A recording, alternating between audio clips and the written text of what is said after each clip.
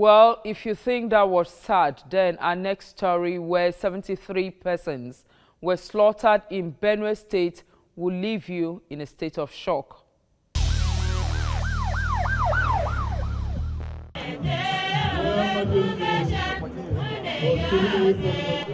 "73 caskets mounted on 6 articulated trucks and 3 ambulances begin the final journey from the morgue of the Benue State University Teaching Hospital.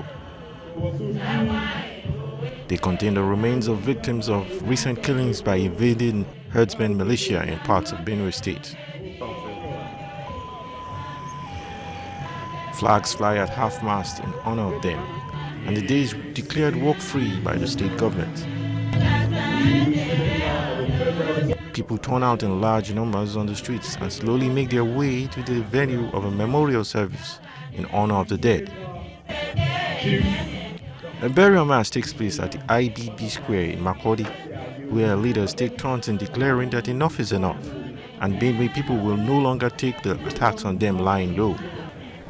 A mass burial takes place immediately afterwards at a burial site specially prepared on the outskirts of Makurdi. It is personally supervised by the governor amid palpable grief among people gathered to witness the final rites. Now, there aren't enough words to describe what we just saw. But moving on, police parade a kidnapper who also drinks the blood of his victims.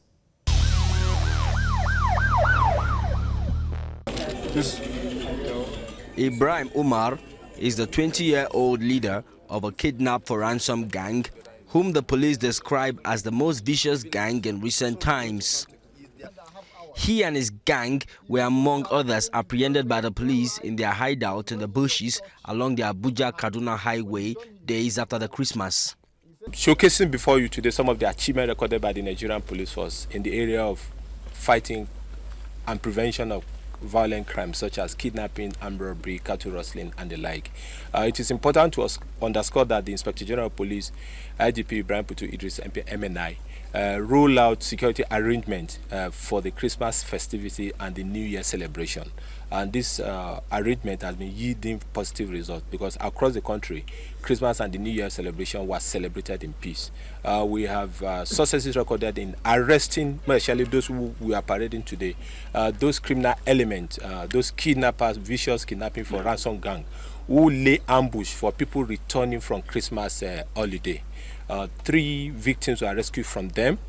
Like the proverbial vampire, Umar, also known as Oro, confessed to sucking the blood of his victims after killing them, particularly when ransom is not paid.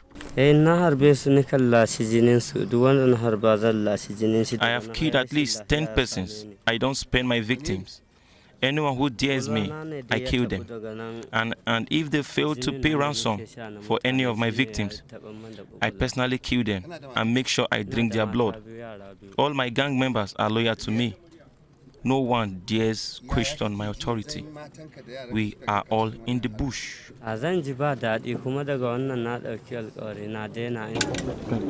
With glee, Umar and his lieutenant showcased their dexterity in stripping and assembling rifles.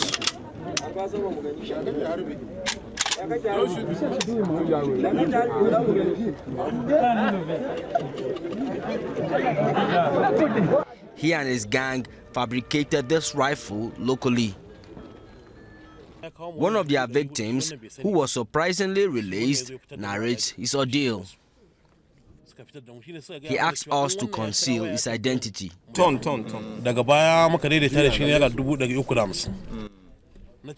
kidnapped my elder brother and demanded a ransom of 5 million naira.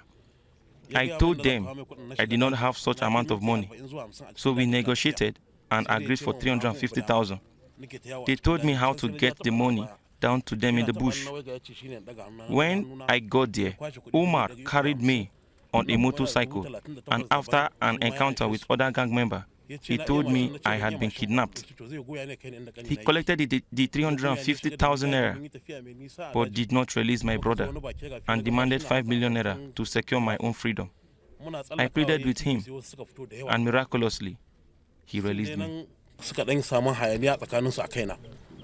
Umar confessed that There are many gangs operating in the bushes from Abuja to Kaduna. Their stock in trade range from armed robbery to kidnapping.